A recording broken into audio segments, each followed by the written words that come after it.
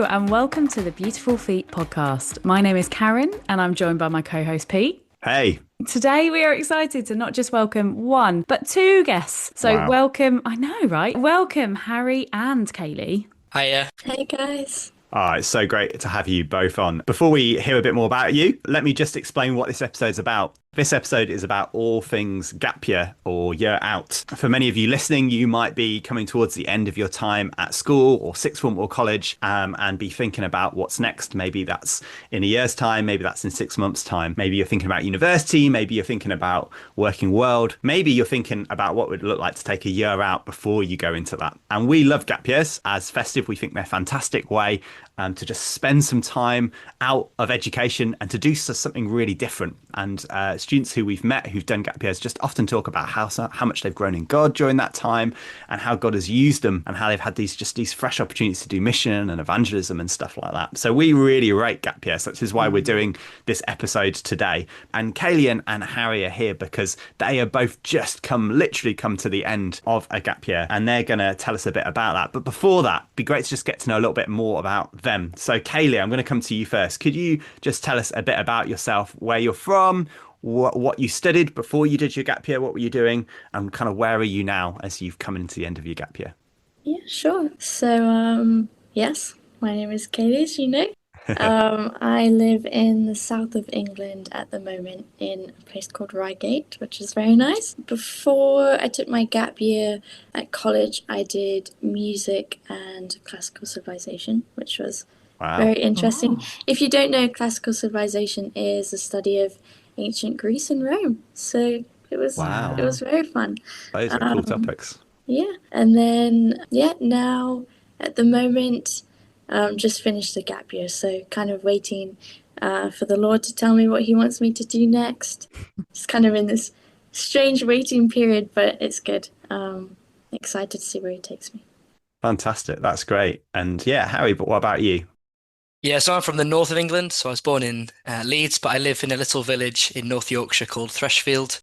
And before I did my gap year, I was doing A levels. So I did economics, business studies, and PE.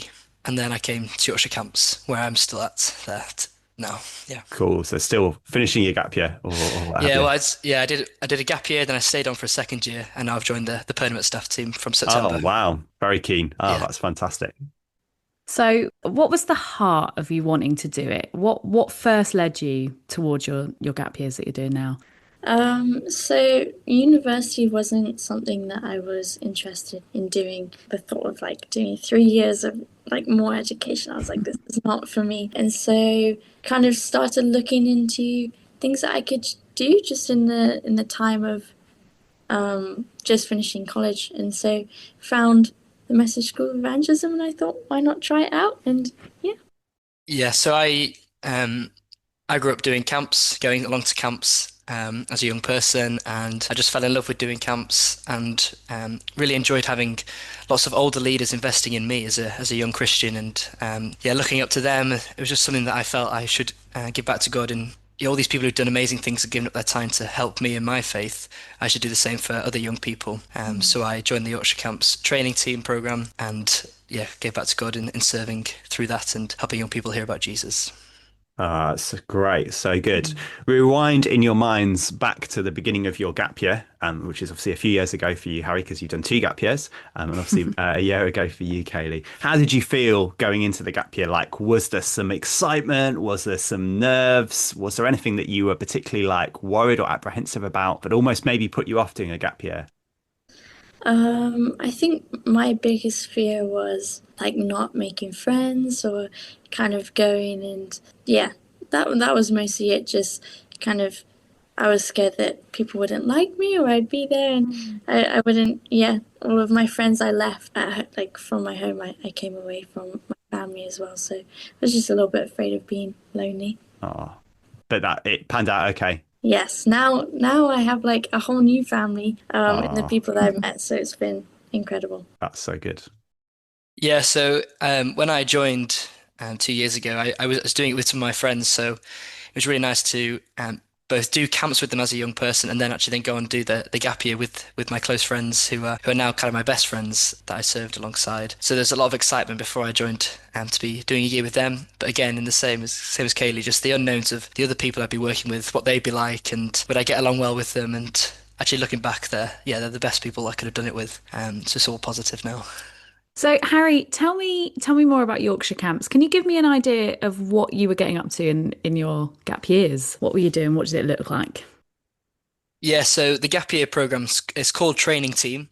The whole purpose of the year is to be trained up and to go and serve God in ministry, in camps or in church life or just day to day. Um, and the majority of what we do is camps for young people aged 8 to 18. So we have a variety of different camps. So church groups come with their youth groups for a weekend. We have schools like the one we got at the minute, who are here currently. They've come with their year 4 and 5 class, and schools just come and we teach them about the life of Jesus. And we do open camps, so in half terms and holidays, where anyone from the age brackets that are coming can book on and spend 3 or 4 days with us. And the train team, yeah, we run the camps. We do dorm leading, which is where you're with the young people and teaching the Bible, doing the games, the activities with them. And then also off camp, then we are being trained up of how to run camps, planning for camps, and just being taught how to handle the Bible and teach the Bible to young people. Wow, full on. Very full on, yeah, very busy, but very good fun. How about you, Kayleigh? You've been serving with the Message School of Evangelism. That sounds really exciting and quite daunting, maybe. What did a week in your shoes look like? So, a week in my shoes, we had 3 terms. And so, in the first term, a week would have looked like getting training on how to evangelize.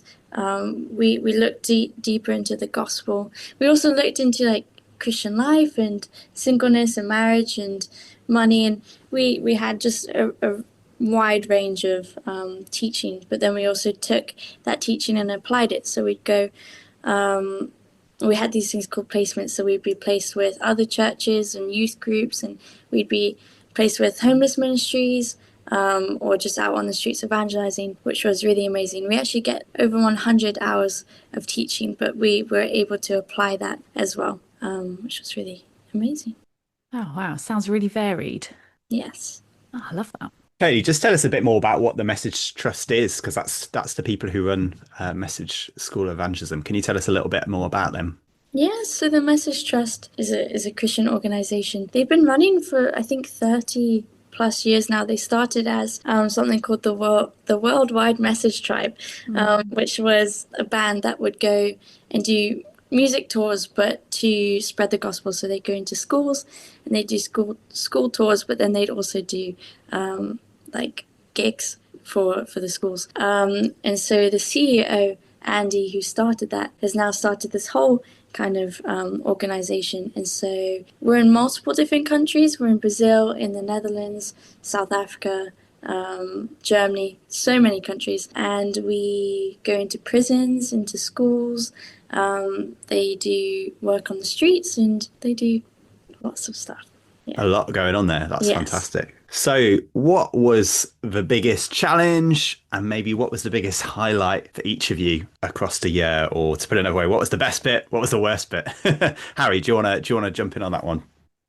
Yeah, well, one thing about you have to do on every camp is always cleaning. We get trained how to clean toilets. That's never a highlight for the year.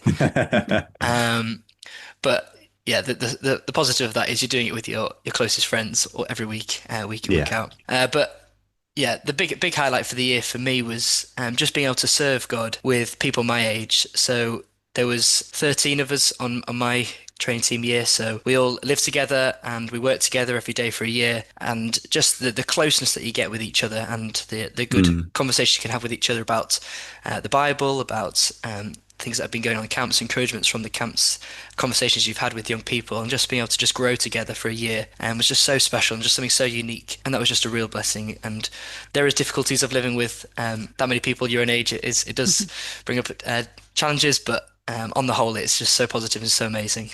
So that'd be the main highlight for me. That's great. And did you get a bit of training, Harry, as part of the role? Did they kind of give you a bit of training and a bit of input? Yeah, loads and loads of training. So every week we aim to have a session where we're looking at different things. So how to handle the Bible, how to teach the Bible, how to kind of discipline children and do that in a godly way. How to run these activities the best we can, and also like the best way to lead a Bible study. But also every week we'd go to Leyland for the Northwest Gospel Partnership training course, and we'd spend the day there getting theological training. We do a Bible overview, and we have guest speakers come in and teach us different aspects of theology, but also then practical things we learned there, such as preparing a talk. And each week we'd take it in turns to share a talk and get feedback. So lots and lots of training throughout the whole year for us.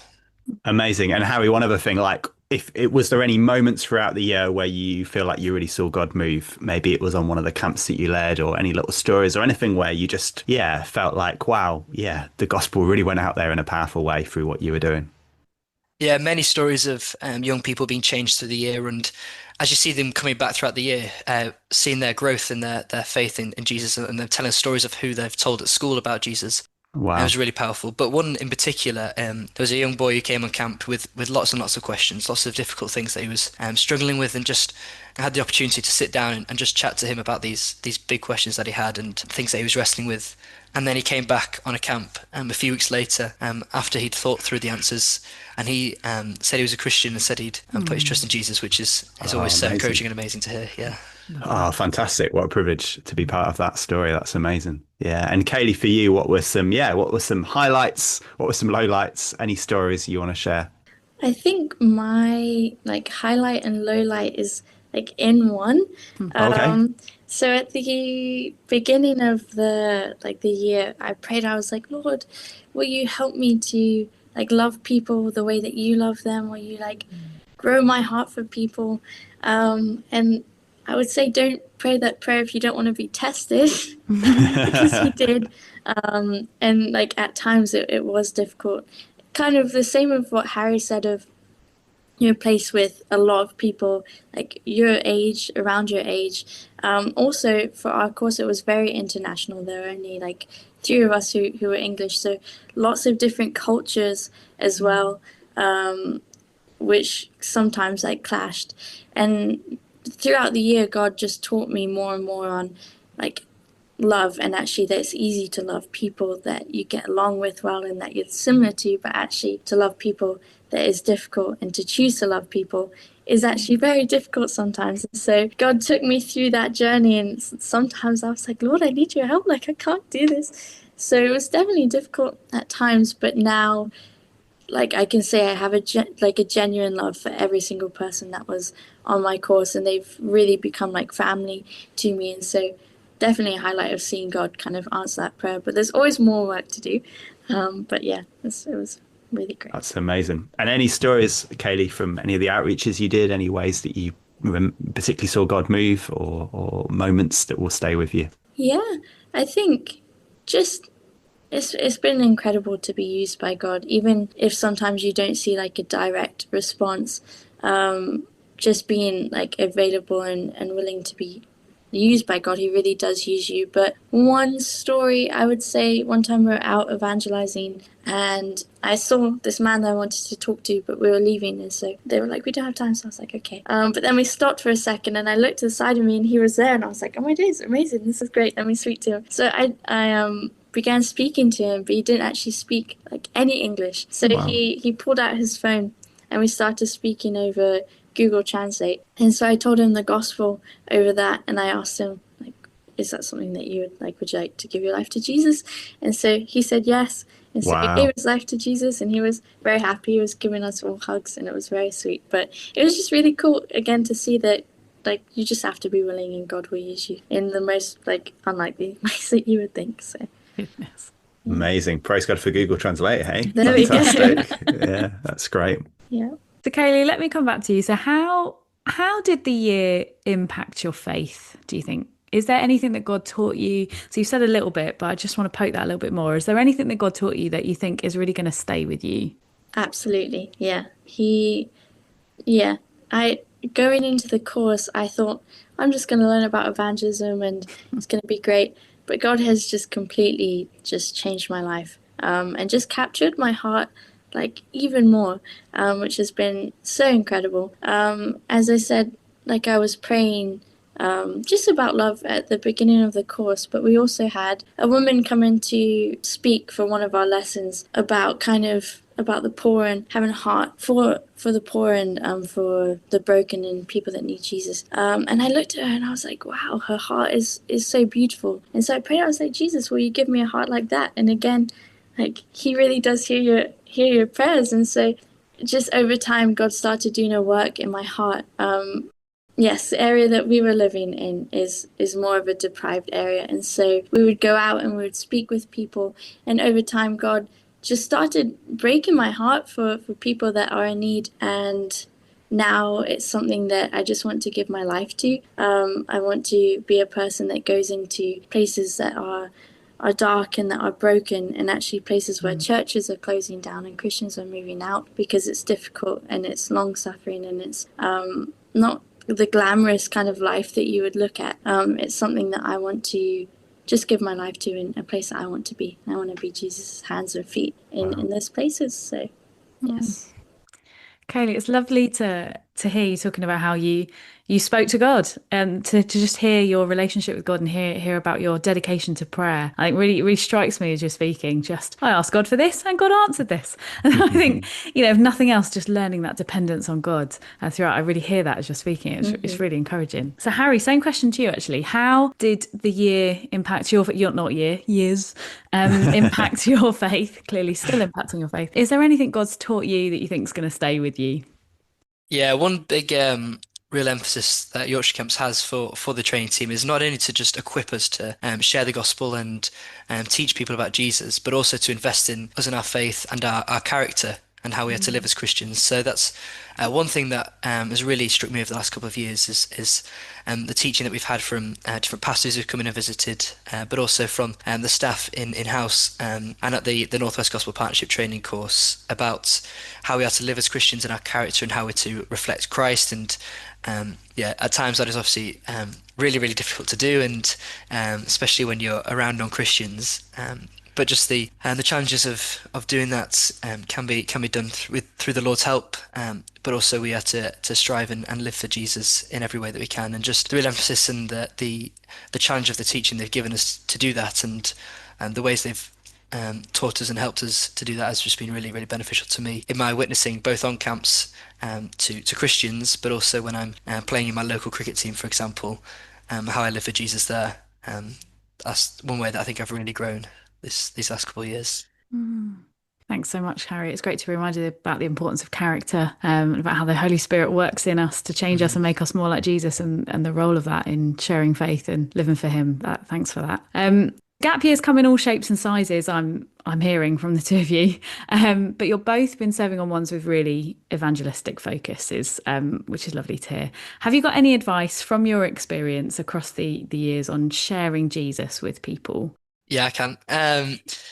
One thing that I've really enjoyed having the opportunity to do over the last couple of years is to spend a few days with the young people when they come on camps, and that gives you time to be really intentional with them, kind of build up a quick but strong relationship with them, where they trust you. But I think what that's really helped with in terms of evangelism is just being really intentional in your conversation of getting to know them and being interested in what they're interested in or what they like doing, and then being able to share with them what you're interested in. And what we're interested in as Christians is obviously things that are normal, so sport and music and stuff, but also our love for Jesus, and how we can make that so clear in our lives and in our conversation and the way we live. And the big advice I think is, so when you're witnessing to your friends, is just make being a Christian normal. Make that just a normal thing for you to talk about. Make it normal to talk about going to church on a Sunday, what you learnt there. Make it normal to go to youth group and invite them to youth group, like you'd invite someone to join your sports team.